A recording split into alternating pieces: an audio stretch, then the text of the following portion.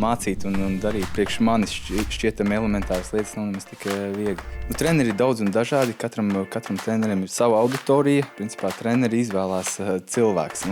Cilvēkiem pēc 30 viņi nāk nevis tīri priekš vizuāli izskata, kas ir tāds kā blakus produkts tiem spēka treniņiem, bet vairāk es gribu justies labi. Es gribu ikdienā, lai tā ikdienas slodze priekš manis nav vairs izaicinājums.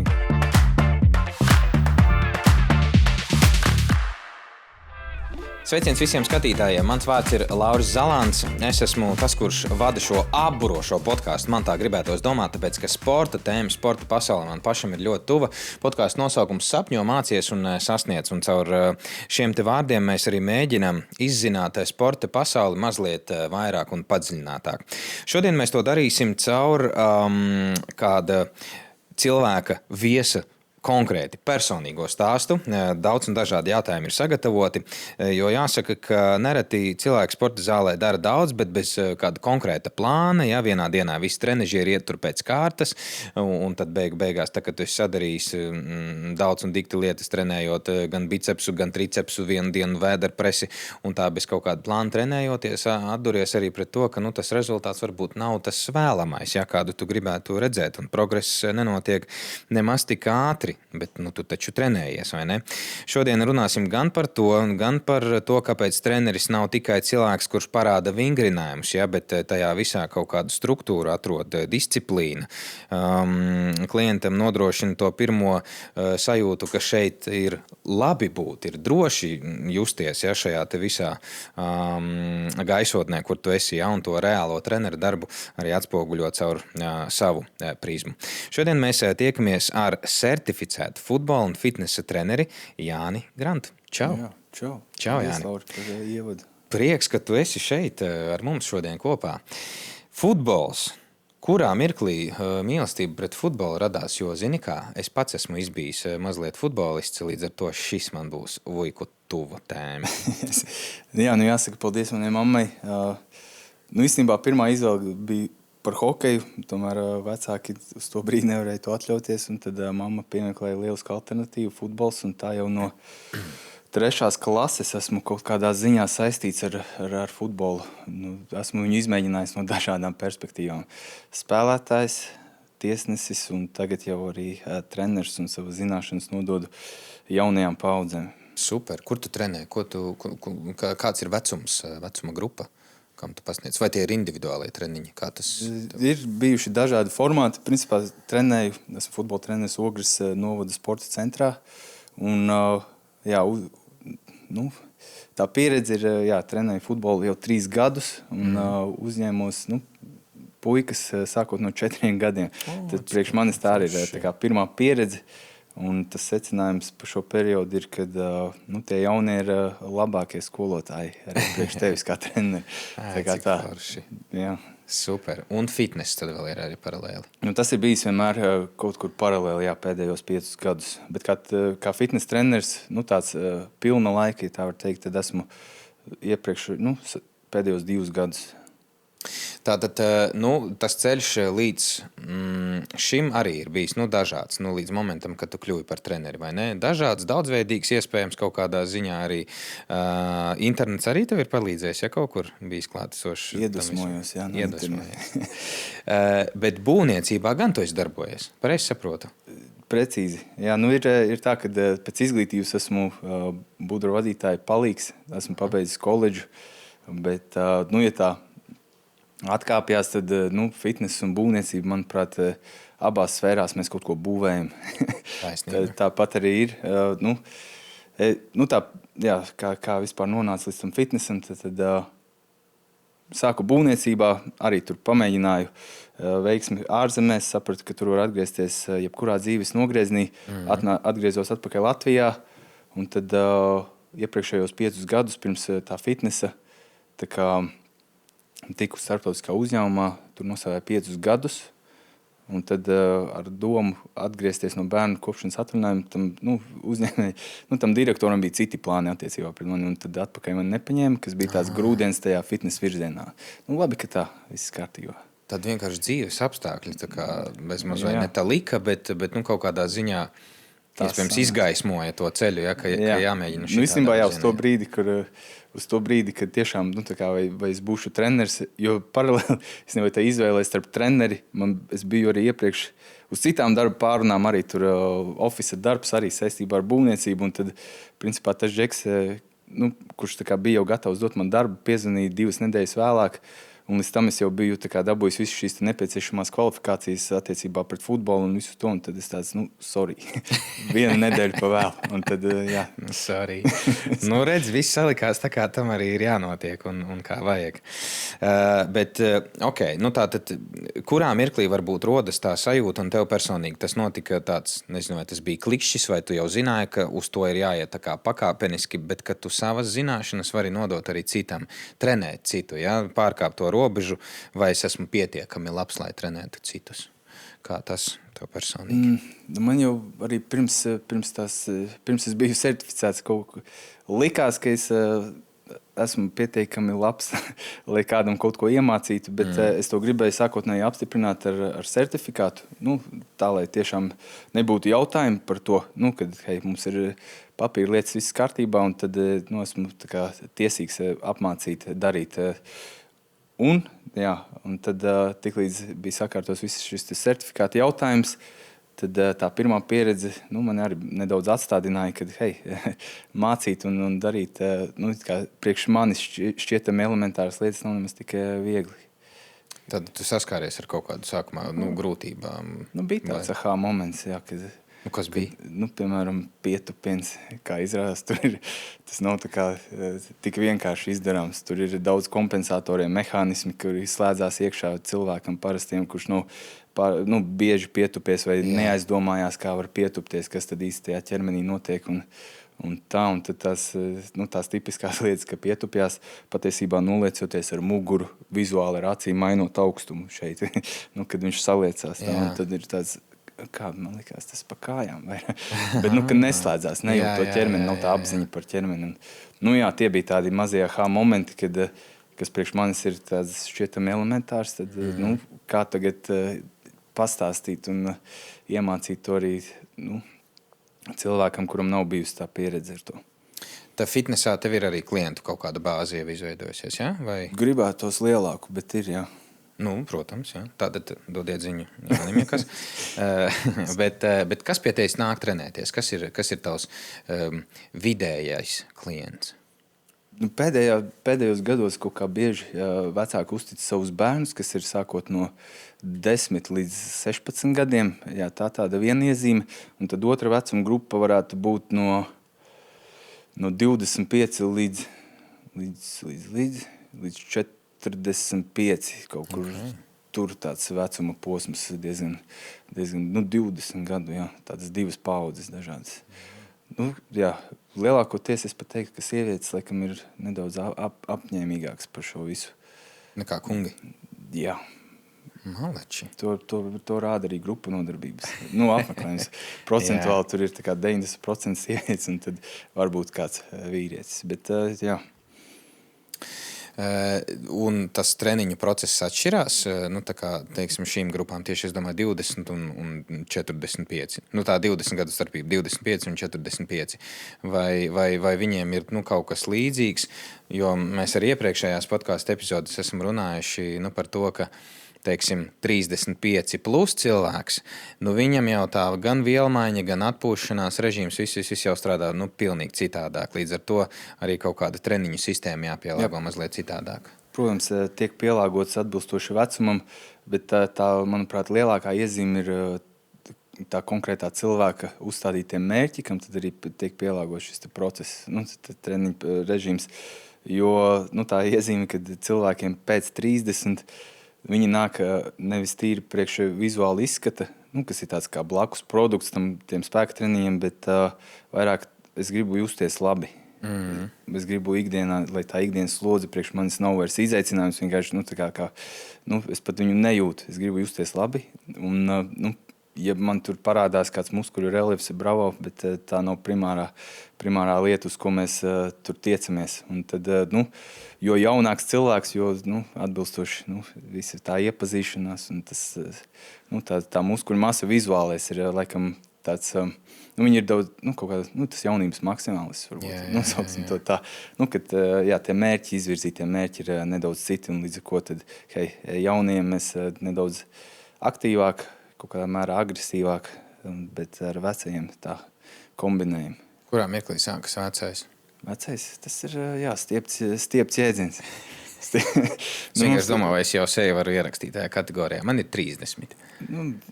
Salīdzinot ar mani, tu esi jaunais. Jā? Ok, labi. Tad mani vēl varētu spiest, ja vajag, jā? Es vēl varētu iet. Man pēc sevis spriež, man liekas, tas 30 vēl, tu esi pietiekami jauns, bet ar kaut kādu pieredzi, kuru varbūt var izmantot savā labā. Ļoti labi. Atgriežamies varbūt uz to mazliet sākuma posmu. Tātad, kā tu nonāci un kā tu kļuvi pie sava pirmā klienta? Kā klients, pareizāk sakot, nokļuva līdz tevīm pirmais? Kā būvējās tas ceļš? Jo nav tā, ka vai pierādi, ka ir varbūt pretēji, iemet kaut kādu vienu Instagram storiju vai vēl kaut ko, es te trenēju un viss, un klienti nāk. Tad kā tas notika? Principā es tajā laikā biju, strādāju Lemon Gymā, un tur es pirmo pusgadu tā kā to abonementu maksāju tīri priekš sevis. Un tad bija tur viena sieviete, ar kuru mums sakrita treniņa laika, bet viņa trenējās pie citas treneris. Bet viņa redzēja, kā es visu laiku tur no rītiem darbojos kaut ko, taisu visādus trikus. Un tad pēc tā pusgada viņa mani uzrunāja. Un kas par tiem postiem, es kaut kā baigi optimistiski, tas man arī nedaudz atsēdināja.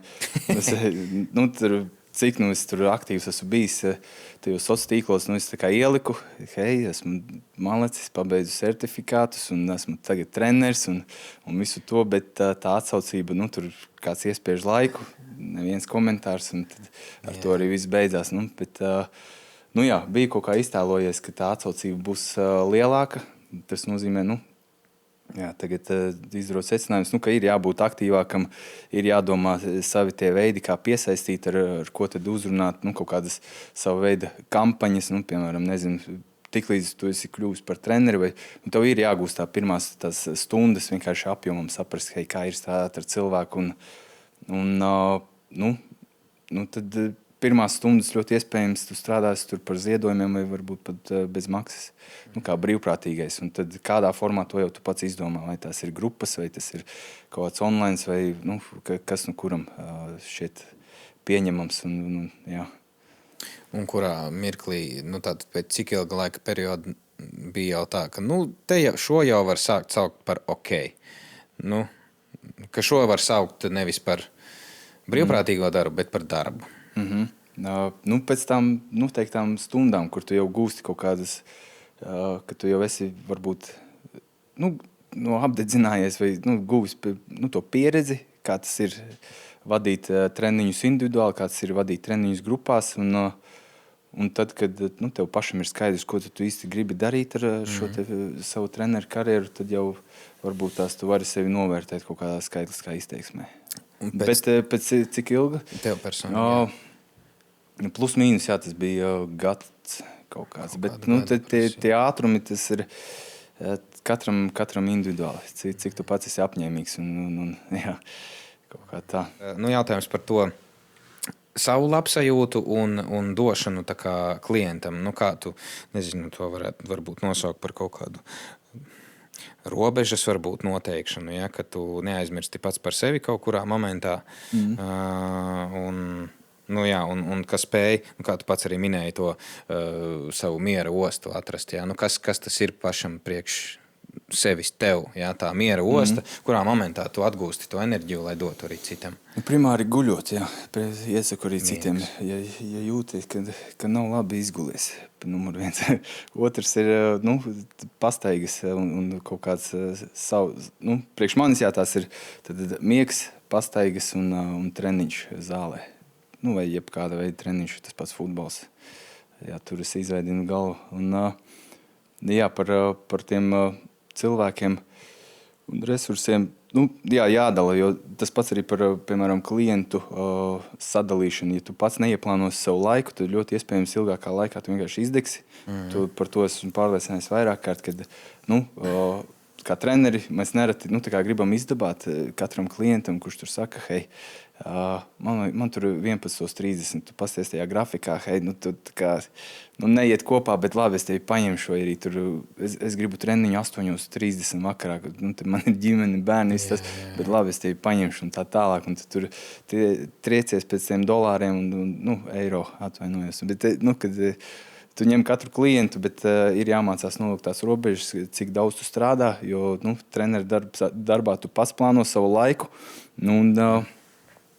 Protams, ir kaut kādā ziņā grūti palaist to klientu, bet tur jāvērtē, cik vai ir vajadzīgs tā pieredze, tad jāņem tas katrs klients. Ja jūti, kad tev ir jau tā pārliecība un tā tālāk, tad jau vari sākt izvēlēties kaut kādā ziņā. Un noteikti iesaku plānot savu to laiku. Tā, lai pašam ir labi un tad jau arī varēsi dot klientiem. Cik tu guli daudz? Cik es guļu? Vidēji 7 stundas, 6,5, jā. Tas ir pietiekami? Nē, tas nav. Vismaz, vismaz 8, jā. Vismaz 8? Tas tāds, ne mazāk kā 6,5. Nemazāk, jā, kā 6,5 tas varētu tā būt. Vienkārši mēs te arī jau caur visām podcastu iepriekšējiem epizodēm jau to miega jautājumu arī turpinam patirzāt arvien vairāk un vairāk. Un, vidēji tas, ko atbild eksperti, jūs esat eksperti, ir 7 līdz 9 stundas apmēram. Es esmu cilvēks, kurš strādā ikdienā radio, no rīta es vadu programmu, no 6 sāku savu rāģiņu, un nav problēma tā kā 5 pamosties, bet problēma ir aiziet 10 gulēt, lai 7 stundas sakrātu. Precīzi. Tā, nevelti saka, tavs nākamais rīts sāks iepriekšējā vakarā. Cik šis ir labi teikts. Tad nebiju dzirdējis. Atcerieties saudu somu iepriekšējā vakarā arī. Tas tāds tips un triks. Tiešām.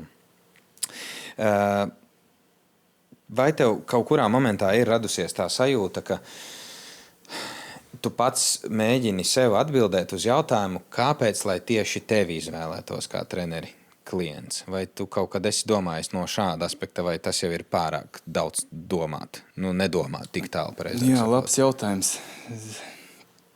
Kāpēc? Ar ko tad es atšķiros? Jā, tieši tā. Tā uz sitienu nepateikšu, ar ko es atšķiros. Iespējams. Man patīk spēlēties ar kustībām. Šķietami, tas, kā piemērs, izklupiens uz aizmuguri, un tad tu sagriez savu rumpi kaut kur. Tas pats izklupiens, tikai ar kaut kādu tādu modifikāciju. Vai to vajag darīt? Katrā ziņā to var darīt, vai to vajag darīt, izjūt no tādiem atkal uzstādītiem mērķiem. Un, mana tā filozofija ir tāda kustību brīvība, un es pats caur sevi mēģinu saprast un eksperimentēju. Numur 1, cik daudz eksperimentu ir pietiekami. Tāds jāpieturās tomēr pie kaut kādiem režīmiem un visa tā. Bet man interesē tās mazās nianses, kas tas pats roku saliekšana, tu vari darīt to ar taisnu plaukstu, kas mainās, ka tu viņu izgriezi un tā tālāk. Tādas lietas, un to es mēģinu arī iedot klientiem. Pieņemu, ka tas varbūt kaut kur šķiet, varbūt par daudz informācijas. Labi, ka tu kā klients esi atnācis uz treniņu un tagad tur mācīt stāstīt par tām roku kaut kādām tur sagriezieniem, vai to vajag. Ir, kas sadzird, ir, kas to kaut kā pašiem, radīt to interesi. Ko es vēl no šīs te pašas kustības kaut kādā brīdī varbūt varu dabūt ārā. Tā ir mana tā pieeja treniņiem, kustībām. Un, tad es mēģinu it kā tās garlaicīgās lietas reizēm padarīt šķietami interesantākas. Sliktā ziņa pie tāda koncepta ir tāda, kad jau, sauksim to par choreogrāfiju, vai jau, kaut kā, primāri jāapgūst tās pamatkustības, kas ir pietupiens, izklupiens un viss tas, un tad tu vari sākt eksperimentēt. Tad, kad tev tā pamata bāze ir ielika, tu saproti, kā pareizi pietupties, tad tu vari mēģināt jau domāt, ko es vēl šiem pietupienam varu pielikt klāt uz vienas kājas, uz divām, stāvot uz nestabilas virsmas un kādas tad ir tās atšķirības. Un tad beigās saprast, vai tev vispār tas iet kopā ar taviem mērķiem. Cik daudz proporcionāli ir tev svari tiek izmantoti un cik ar savu ķermeņa svaru? Man patīk 50-50, jā. Man patīk primāri, man tā filozofija, ka sākotnēji jebkuram cilvēkam vajag pārvaldīt savu ķermeni bez kaut kādiem papildus rīkiem, un tad jau atkal var likt klāt sarkanās hanteles.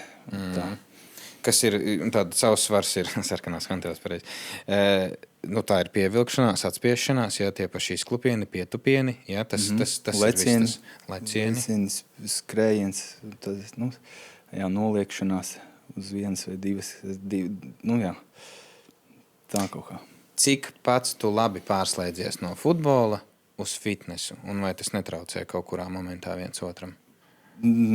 Jā, tagad atceroties pusauģu gadus. Principā svaru zālē man tā pieredze ir jau sākot no 15 gadiem, kur mēs ar bērnības čomu, draugu, tā kā pavilkāmies. Viņš, hokejistiem bija tie spēka treniņi, viņš man tā kā ievilka tajā zālē. Paldies viņam par to. Un tad, kā jau tajā laikā vienīgais splits, ko mēs zinājām, jeb tā treniņu rutīna ir tas brosplits, jeb svarcēlāju. Un visi vēl joprojām tur vēl lielas analoģijas ar to bodybuildings. Jā, tur ir, bodybuilderi izmanto tos pašus ingredientus, bet labi, neiedziļinoties, es tajā laikā netrenējos atbilstoši sporta specifikai. Jebkuram sportam ir jāpārvieto smagums, jums vajag absolūto spēku, visu to, bet jums ir tas brosplits priekš futbolista, tenisista, hokejista nebūs pareizā izvēle. Jūs būsiet vienkārši spēcīgi un tādi lēni. Un tas bija tas, ko es izjūtu kā futbolists tajā laikā. Man bija kaut kādi 20 gadi, es priekš sevis tur relatīvi smagi tupos, kaut ko tur atspiedu no krūtīm un visu to, bet tajā laikā mēs spēlējām virslīgas, futzāla virslīgā. Un bija tas viens moments, kur labi, man treneris iepriekšējo spēli neiedeva nevienu, neizlaida laukumā, līdz ar ko es aiz dusmām vai domāju, ka tas tā būs. Iepriekšējā treniņā uztaisīja kāju dienu, un tad, mans iznāciens laukumā. Un tad bija tas viens moments, kur futzāls ir daudz dinamiskāks, daudz vairāk sānkustības un viss tas, un tad bija tas moments, kur, Brazīls vai, leģionārs var, super ātri man tā kā izvadīja uz sānu, un es jūtu, es tā kā paredzēju to kustību, bet mans tas sānsolis bija super tāds savilkts lēns, un es tāds, un to es izteiktu, futbolistiem, mums vajag primāri mums jākustās ātri, jo ātrāk mēs varam pārvietoties telpā, uzņemt to starta ātrumu, jo labāk. To pašu var arī, to var tā kā uzlabot ar saviem treniņiem un metodēm. Un vajag arī, dažas lietas pārvietot smagāk, bet to jau varbūt tās off-seasonā, ja tā kā sezona ir beigusies. Laikam, ka ir vērtīgi tad pajautāt to jautājumu, par ko arī apraksta sadaļā es minēju. Ļoti ilgus gadus trenējies, viss it kā notiek, visas muskuļu grupas tiek iesaistītas, varbūt dziļā muskultūra un tā tālāk. Bet tas progress nav tāds, kādu gribās. Ja? Kurā mirklī tu saproti, ka tu dari kaut ko nepareizi, vai ir vispār tāds nepareizi, vai attiecīgi tu kaut ko dari, un tas arī ir tas rezultāts, ko tu sasniegsi tam, kā tu to dari. Vai ir jāfokusēs uz vienu muskuļu grupu, respektīvi, kā pēc iespējas labāk panākt progresu, vai kurā mirklī tad ir tas stāsts par to, ka tu kaut ko dari nepareizi, vai ir tāds nepareizi vispār šajā? Manuprāt, lai saprastu, ko tu dari un vai tu dari kaut ko nepareizi, vajag definēt, manuprāt, to mērķi, kāpēc tu vispār kaut ko dari. Un tad arī, man liekas, būs viegli saprast, vai tu dari atbilstoši savam mērķim. Kā piemērs, tev mērķis ir izcelt, piemērs, 100 kg spiešanu guļus. Un tad tu ej uz zāli un taisi, dziļos muskultūru. Piemēram, tu tur pakačā, tur patrenē to biceps un triceps un tad ej mājās. Vai tu dari pareizi? Es nezinu. Kā piemērs, tu saprast to savu mērķi. Ja tavs mērķis ir vienkārši kaut ko darīt, ļoti iespējams viss ir pareizi. Tad jānoliek pareizs mērķis. Nu, tas būtu tāds, kaut kāds mazais atskaites punkts, Okay. un pēc kura tad nomērīt. Vai tu dari kaut ko atbilstoši tam, ko tu tur nomērīji, vai tad būs, manuprāt, vieglāk izdarīt tos secinājumus. Paņemam standarta cilvēka mērķi, kas ir, es gribu labi izskatīties.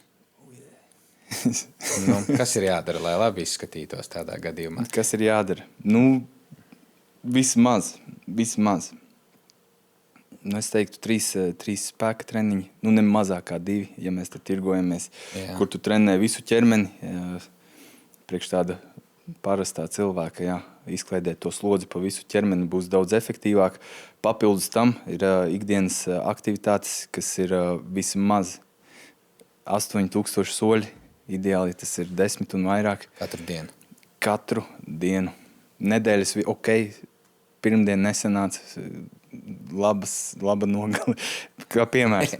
Bet nedēļas vidējais tev jābūt tā kā, 10 un vairāk. Jūs, ikdienas aktivitātes plus spēka treniņi. Un, ja jau tā nopietnāk, tad jau jāskatās arī uztura virzienā. Par uzturu tieši runājot, vai tu piekrīti tam, ka prese, piemēram, paņemam presi, ka prese sākas virtuvē?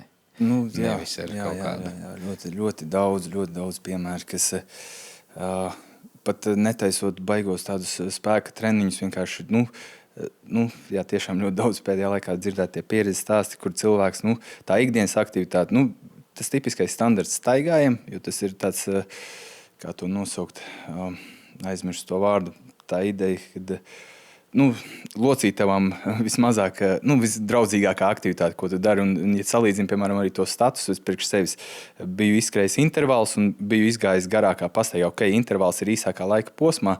Es sadedzināju 800 kalorijas un tad bija nedaudz virs stundas pastaiga.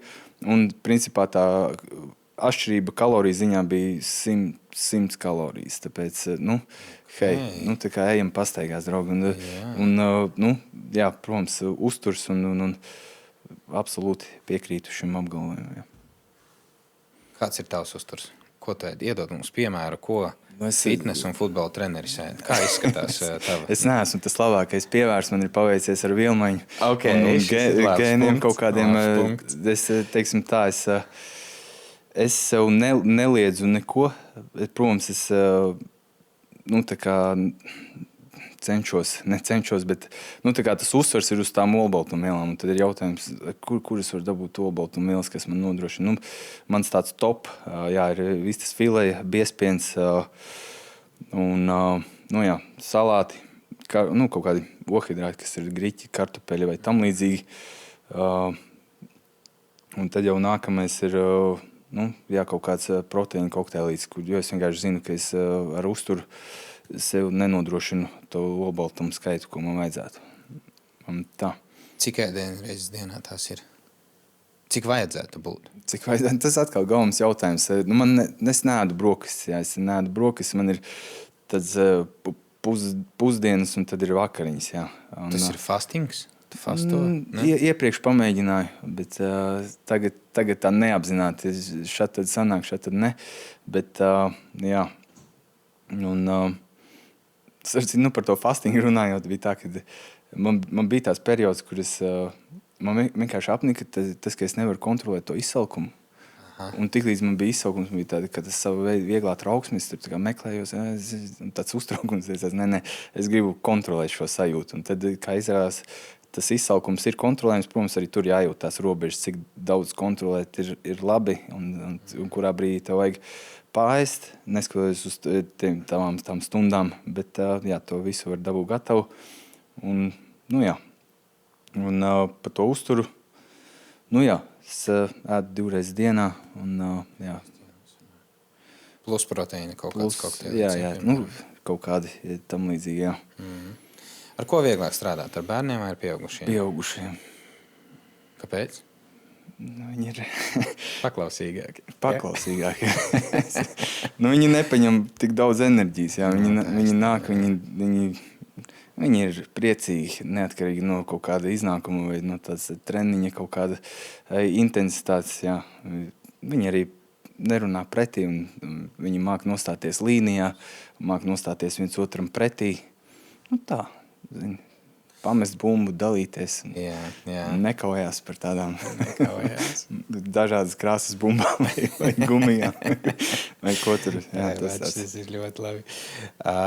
Vai tev ir palicis atmiņā kāds stāsts, kur tu vari lepoties ar kaut kādu sasniegto rezultātu tavam klientam, kas ir bijis, ko tu tagad atceries? Vai varbūt viņa tas uzstādītais mērķis sākumā bija daudz mazāks nekā galā iznāca. Ja? Tātad kaut kāds personīgs stāsts, ko tu atceries no šī. Jā, tas man, priekš manis kā treneri, jā, esmu palīdzējis dažām sievietēm pievilkties, jā. Tas priekš manis bija tāds patīkams brīdis, jā. Sievietē nav vienkārši pievilkties. Nav, jā, bet redz, ka tas ir iespējams. Tas bija tāds, jā, mazā trenera uzvara. Un, par tām sievietēm runājot, jā, viņas nāca pie manis trenēties līdz 2 reizēm nedēļā, un papildus tam tad viņas arī pašas kaut ko darīja. Un tad kopīgiem spēkiem mēs tur dabājām savu galvu pāri stienim. Tā, forši. Zini, tāda laima un agonijas sajūta tajā brīdī, kad tu dabū to vienu reizi, sasodītu forši, un tad tu saproti, ka tev vēl 9 vajag. Ļoti labi. Daudz darba vēl priekšā ir. Bet jā. Vai ir izdevies ar savu darbu palīdzēt varbūt paralēli vēl kaut kādām citām lietām? Ne tikai stāsts par labu izskatu, jā, vai tur spēku ķermenī, bet varbūt vēl kaut kādas lietas ir līdz ar šo izdevies sakārtot. Jā, ir izdevies, par to labsajūtu runājot, jā, nāk cilvēki, kas ir tur 30 un uz augšu, un tad patīkam jau īstenībā arī tās vienkārši palabot. Piemēram, šodien arī bija tas cilvēks ar savu kaut kādu jau diezgan garu pieredzi zālē, un tad mēs izpildām tās pašas lietas, un tad es viņu tā kā bišķi pakuriģēju, viņš saka, wow, jā, tā ir. Zini, tad liekas, forši. Ka tu aizgāji par to vienu momentu gudrāks kaut kādā ziņā. Un tad, otrs jau, jā, ir izdevies dabūt to kustību brīvību, esmu palīdzējis tikt no traumām kaut kādām vaļā, dabūt to pārliecību par to, ka ar muguras sāpēm var noliekties, ar muguras sāpēm var, ir jātaisa tie noliecieni, un tā, dabūt to pārliecību vienkārši atpakaļ pēc kaut kādām traumām par to kustību un par to konkrēto muskuļu grupu, jā. Dabūt atpakaļ to apjomu un tā kaut kā progresēt tālāk no turienes. Kas tev pašam tuvāks? Fitness vai futbols tomēr? Jā, izvēlās. Cik tu ilgi spēlēji futbolu sanāk? No 3. klases. No 3. klases. Un fitness no 15 gadiem. Tagad izvēlies. Es saprotu, ka tas fitness ļoti var palīdzēt kā futbolam, tā jebkuram citam sportam. Es domāju, jebkurš sporta veida darītājs piekritīs, kad nevar, teiksim tā, ja tie ir kaut kādi augstāki mērķi bez spēka treniņiem, tu vari progresēt līdz kaut kādam konkrētam līmenim, un tad, kad tu jūti, ka tu esi kaut kur apstājies, piemēram, tā pati skriešana, tu skrien, ok, labi, tur citas sistēmas, bet tā ideja, ka pret kalnu tev tās kājas tik ļoti sadzinās, kad visu tu zaudē savu to ātrumu, spēka treniņš ir atbildi. Jāstiprina kājas, saites, vispārējais, lai tad varētu skriet ātrāk. Un, jebkuram sportam, jebkurai lietai, jā, tā pieredze pie manis nāca ļoti advancēta tāda, cilvēks, kas ar jogu nodarbojas, ļoti tā kā mobils, lokans un tam līdzīgi. Un tad ar šiem spēka treniņiem viņi pati atzina, ka viņi dabū tās pozīcijas un viņi progresē, kur viņai pietrūka, tur viņi mēra to progresu milimetros. Yeah. Un viņi saka, hei, tagad čalīt ar tevi trenējoties, es dabūju to milimetru ilmais. Un es tāds, lādi. Forši. Vēl viena uzvara, ko var ierakstīt. Milimetrs. Vai ne? Vai ne? Tā. Bet tas ir liels milimetrs. Garš, jā. Tādā ziņā, ka tādā tīri filozofiski domājot. Prasīja laiku, jā. Vai ne? Vai tev ir kaut kāda sajūta, kas rodas, kas sports un trenera darbs tev ir iemācījis arī kaut ko vairāk par dzīvi kā tādu? Jā, kā pareizāk dzīvot, ja tā to var nodefinēt. Laikam, ka īsti nē, bet ko nozīmē pareizi dzīvot, vai ne? Katram tas ir savs, bet kaut ko vispār par dzīvi kā tādu ir iemācījis tieši sports. Vienalga, kā pašam sportistam esot vai treneru darbs. Jebkurš sports, primāri tas māca disciplīnu un kaut kādu laika plānošanu, jā, absolūti. Tu viņu ieliec grafikā, tu to izpildi un izejot no tā, tu būsi daudz organizētāks. Un, man liekas, tās lielās lietas, ko paņemt no sporta, vienalga, ka viņš tev māca to laika plānošanu un disciplīnu.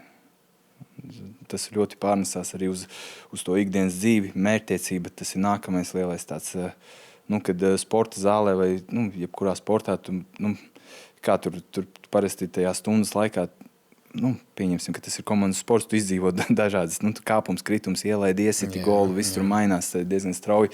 Un tas pats arī pārnesās uz dzīvi, ka tu kaut kā caur to spēli tu iemācies, ka, man šodien neveicās, bet es pastīšos, kas no šī sanāks vēlāk. Kad tu tā kā neatlaidies un turpini, mēģini, un kaut kādā brīdī tas sāk veidot loģiku un tev varbūt izdodās. Tas tā kā sports jāmāca disciplīnu, laika izpratni, laika plānošanu un to mērķtiecību. Jā, tās tādas 3 lietas, ko no sevis, pēc sevis var teikt. Jā, noslēgumā, gandrīz noslēgumā, tāpēc, ka noslēgumā būs vēl 2 jautājumi ātrie kviziņi. Bet aicinājums tieši tam cilvēkam, kurš šobrīd skatās, kāpēc būtu jānāk kāpēc būtu vispār jāsporto? Kāpēc būtu jāiet uz spēka treniņiem? Kāpēc ir jākustās? Tāpēc, ka tā ir visilgnoturīgākā medicīna, kādu tu tur ārā vari dabūt. Ļoti labi. Medicīna. Paturpinot par medicīnu. Tev tā tableta liks justies vai atvieglos tavu problēmu uz kaut kādu noteiktu laiku, bet uz noteiktu laiku. Tad šī fiziskā aktivitāte tevi ārstē un dod to spēju darboties ilgākā laika nogriezienī. Ļoti skaisti. Es zem šī absolūti parakstos. Jāni, lai izdodas arī tev, lai izdodas nepazaudēt tā, teiksim, to pareizo domu, kas tevī ir iesēdusies, to enerģiju, to entuziasmu, ar kādu tu ej pretī dzīvei un palīdzi sev un saviem klientiem kļūt ar vien labākiem un labākiem un tiekamies jau kaut kad nākamreiz, kaut kur iespējams sporta laukumos. Super, liels paldies, ka uzaicinājāt, bija prieks šeit atrasties. Jā. Paldies, liels. Jā, paldies. Un paldies, liels arī tev, dārgais skatītāji. Mēs ar tevi tiekamies jau nākamajā Sapņo, mācies, sasniedz podkāstu epizodē, un lai tev izdodas šos te visus punktus arī pašam piepildīt. Čau!